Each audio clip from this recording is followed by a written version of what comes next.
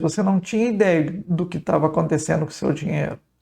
Você estava perdido, sem saber das suas contas. E agora, com o planejamento financeiro, você sabe exatamente o que você gastava e você se propôs a gastar um valor diferente para conseguir um resultado diferente. Você fez. Seja muito bem-vindo, seja muito bem-vinda. Meu nome é Adilson Zambiasi e nesse canal eu trago conteúdos para te levar ao caminho da paz financeira. É um caminho que te leva para uma vida mais próspera, com dinheiro e sem dívidas. E o nosso assunto.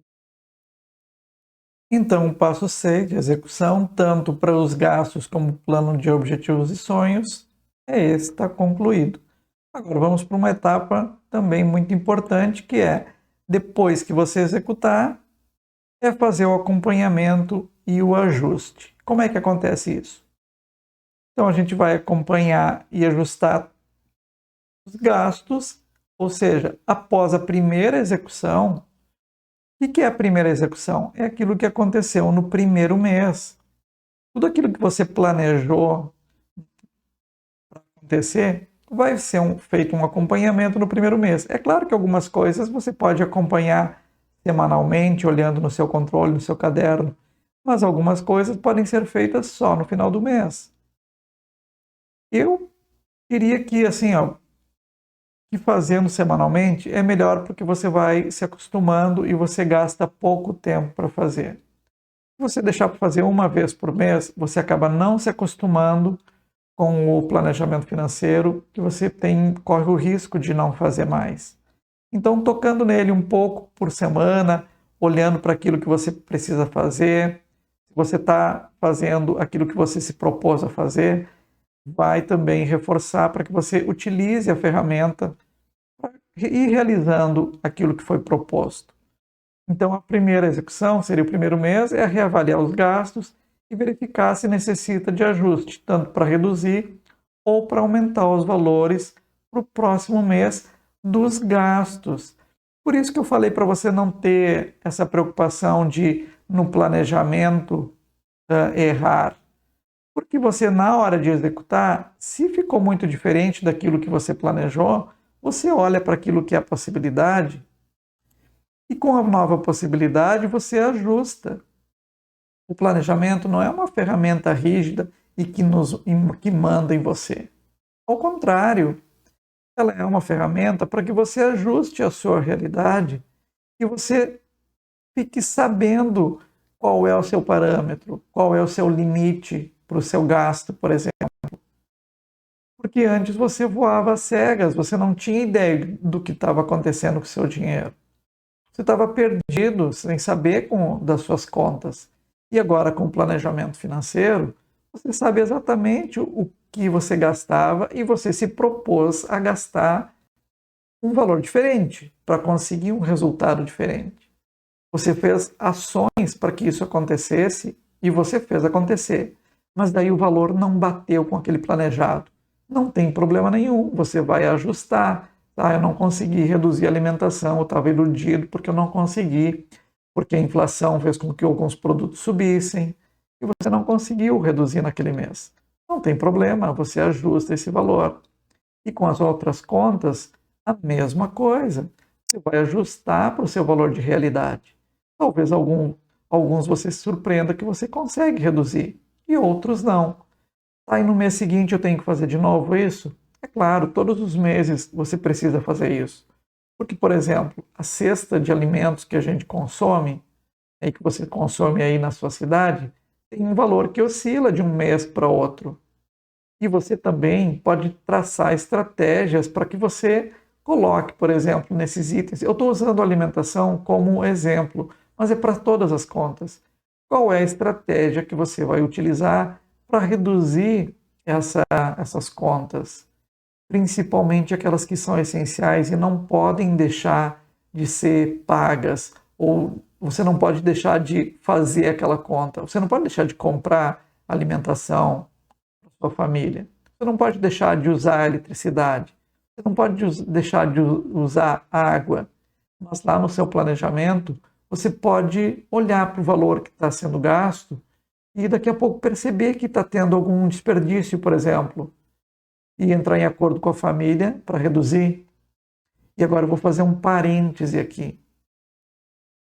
Se você revisa no planejamento financeiro o que você está desperdiçando, você pode cair da cadeira em perceber quanta coisa você pode estar desperdiçando e que pode representar, às vezes, 20% da sua renda.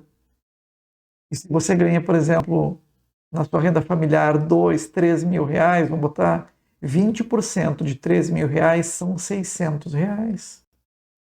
600 reais durante o ano são 7.200 reais que você está colocando fora.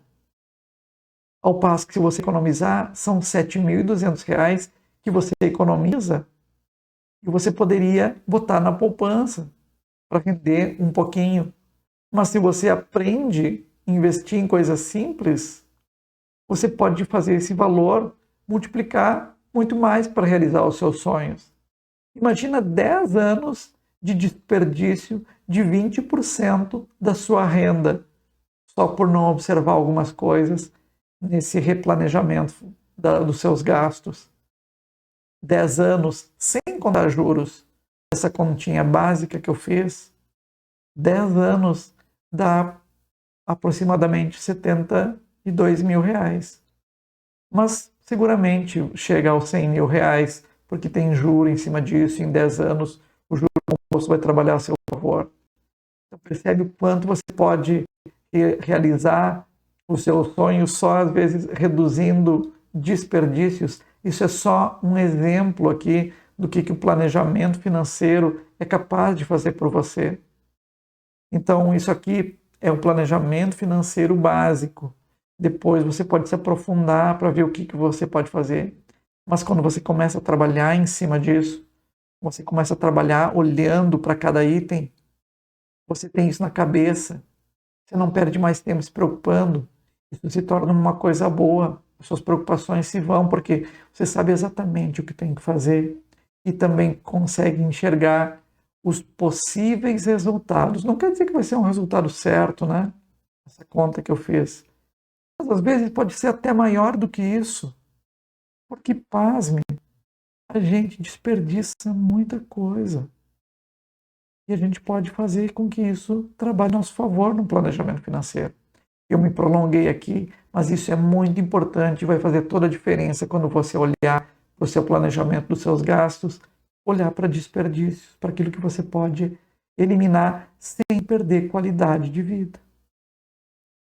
Vamos continuar aqui no acompanhamento e ajuste. O acompanhamento e ajuste também para o plano e para a renda familiar é acompanhar e ajustar aquilo que foi planejado e que você no primeiro mês talvez não tenha conseguido fazer ou fez além do que era necessário para esse novo planejamento da renda e fazer o ajuste para a nova realidade. Você não conseguiu, fez um planejamento muito agressivo, então agora você vai fazer o quê? Uma revisão para que esse plano ele seja um pouco mais fácil de realizar ou mais dentro da realidade para realizar. E tudo certo. Então é flexível para que ele se ajuste à sua realidade. Mas o que você precisa fazer depois que você acompanhou e fez o ajuste?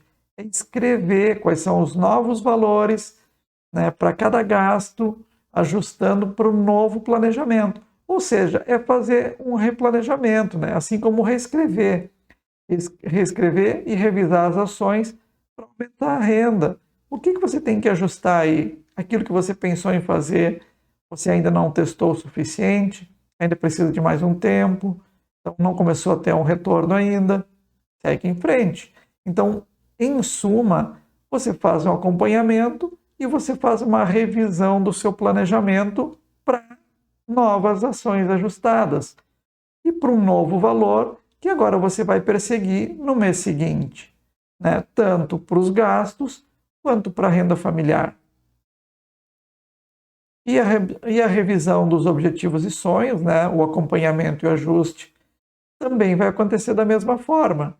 Ou seja, você vai revisar os objetivos para pagar dívidas de cartão de crédito e os seus sonhos, baseado na sua renda, naquilo que aconteceu, e você vai revisar os valores de cada objetivo e sonho, se for necessário. Então, revisa os valores e revisa as ações para os objetivos e sonhos. E reescreve também ações para aumentar a renda, se for necessário, voltado para isso. Então, isso vai resultar o quê? Numa revisão das atividades que você tem que realizar e talvez novas datas, né? Ou seja, quando é que inicia, quando é que termina, para que você possa revisar de novo os prazos, né, de 1 ano, 2 anos, 5 anos que você colocou. Claro que aqui você pode colocar aqui meses, né? O que você já consegue para o mês seguinte. Isso aqui com valores é sempre hipotético, é sempre uma sugestão, mas você vai ver a sua realidade. E depois revisa os prazos, né, para aquele planejamento novo que você teve para a revisão da renda familiar. Então, nós fizemos aqui o acompanhamento e os ajustes, e você vai fazer o seu aí. E depois do acompanhamento e ajuste, porque você já fez uma primeira execução, né?